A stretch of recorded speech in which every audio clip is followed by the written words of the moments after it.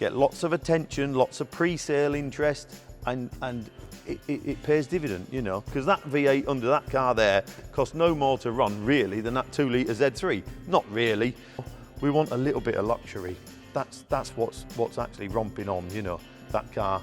It won't double, but I bet it goes up another 4,000 or 5,000 quid.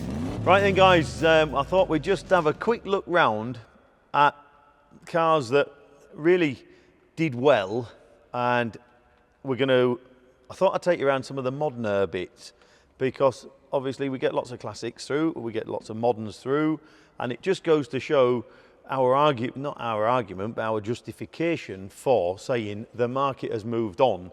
The generation has moved on really, and so things like Mercedes convertible there, one of 2 or 3 in this auction. Nice car, lovely car, look, AMG, all the bells, all the whistles, 6,000 to 8,000 I think the reserve, and it did 12.5 if memory serves. So it did effectively double the reserve, but sensibly reserved. So here we go again, we keep telling you all, don't we? Put some sensible figures, get lots of attention, lots of pre-sale interest, and it pays dividend, you know. So that one's sold, going out on Friday, as you can see there, look. Lovely car, lovely and usable, lovely, just brill. So that's your first modern classic that has done really, really well. Look at having a modern classic, or do you think they're a generation ahead of you? I think they are a generation ahead, I think you're right, but I think the trouble is, I love an MGA, but boy, they are hard to get in and out of. They are so difficult to get in and out of. They're not the most comfy car. Once you're in, you're okay, but they're hard to get in and out of. And they're just not quite as user-friendly, are they? There's no locks, look. If you're out in an MGA, you're in an MGA, you know, generally speaking. You don't leave it, walk away, whatever. You go out in a Merc, you think, oh, look, the sun's going in, and you press the button. You don't even have to stop with most of them, do you? Press the button, as long as you're doing low miles an hour. Up comes the roof, air con, radio, all the bells and whistles, haven't you? A modern car. You know, let's be fair, it's a modern car, but super user-friendly. Need a little bit more dedication. So I think this market, if they're right, is indeed coming on really, really strong. Hi guys, sorry for interrupting. I just wanted to say thank you for watching and your continued support. If you like what you see, hit the like and subscribe buttons there. It helps us terrifically. It's free, doesn't cost you anything, but it does help us terrifically. Thanks ever so much. I'll let you get back to your video. Over and out. And I can back that up because there's another one over here. Same story, you know. These earlier ones aren't actually doing so well. I can't gel with these, me personally. I just cannot gel with them. I think they're not for me, But these later ones drive lovely, absolutely lovely. 6,000 to 8,000 reserve again, or guide 6 to 8, and it did 12, 13 something, I think this one. 13.1, well done Tom. SL500.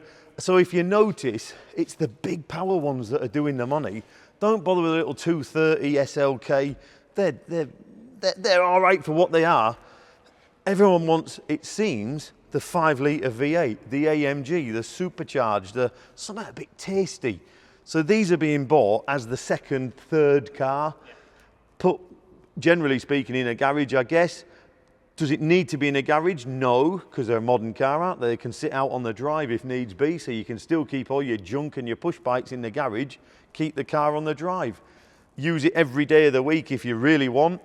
Shopping, holiday, whatever, because you press the button, up comes the roof, bleep, bleep, locked, done. Brilliant, isn't it, really, if you think about it? So if you actually take a step back, a lot of the time, the stuff that's romping on is still toys, because it's still going to be used as a toy, and it's the big power stuff. I think there's a good chunk of people out there that are thinking, do you know what? I'm going to have a V8 before we can't have V8s, and rightly so, because that V8 under that car there costs no more to run, really, than that 2-litre Z3. Not really. So why wouldn't you have a 5-litre V8? Why wouldn't you? So, and I honestly believe there's quite a lot of like my generation now that think, do you know what, I'm going to have a V8 before we can't get V8s and we can't run V8s and all the rest of it before they force us into some alternative fuel source. But anyway, so that one did really, really well. And then it's, I can't be far off of something, can I? Lexus, there you go, coming from a long-standing customer, customer turned friend really. Paul, who owns this car, it's been within his family for some time, and he rang me up and said, Paul, I've got a Lexus. I said, bring it, because I know the sort of cars he has. Yeah. Bring it down, not a problem. Out it comes, like that, looks lovely, is lovely, proper little thing. You're going to tell me what it made, because I can't remember. Estimate was 4 to 5 and it sold for 9.1. There you go. So again, double the guide, super sensible guide, we all know that. And it's proved it because here it is and it's doubled it. Loads of power. I don't know if they're V6 or V8 these, but anyway, whatever they are, they're a big lump. So same thing applies. You know, hard top, electric roof, big motor on top of the job. There's a pattern forming here, isn't there? No one wants the little 1.6 manual tops and all the rest of it anymore. We want a little bit of luxury. That's what's actually romping on, you know. So this sort of thing, you know, Mercs we've just touched on. Good news, the late Mercs, as long as they're sensible on the miles and they're prepped nice and all the rest of it, doing well. Lexuses, brilliant. R32 Golf, same thing applies.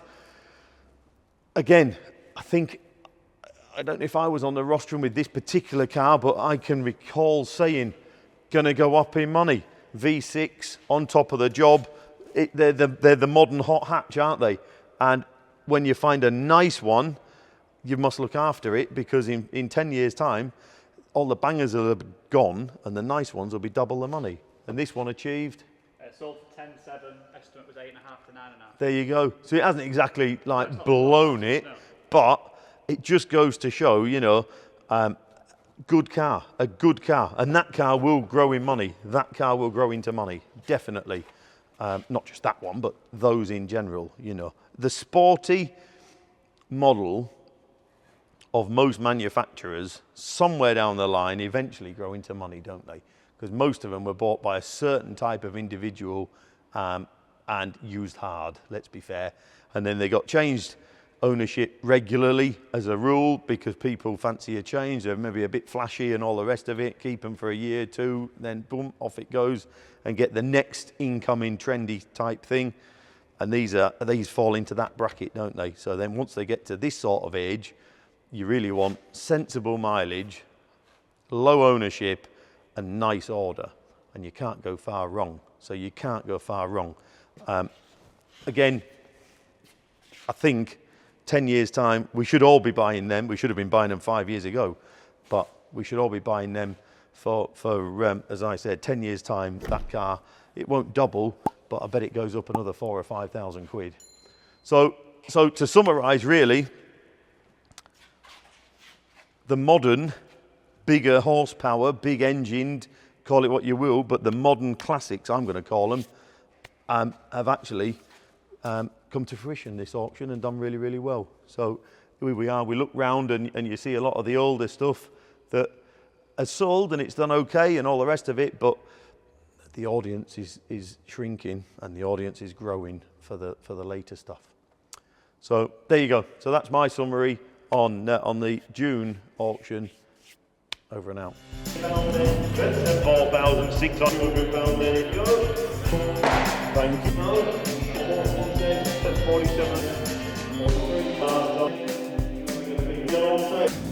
That's, you will.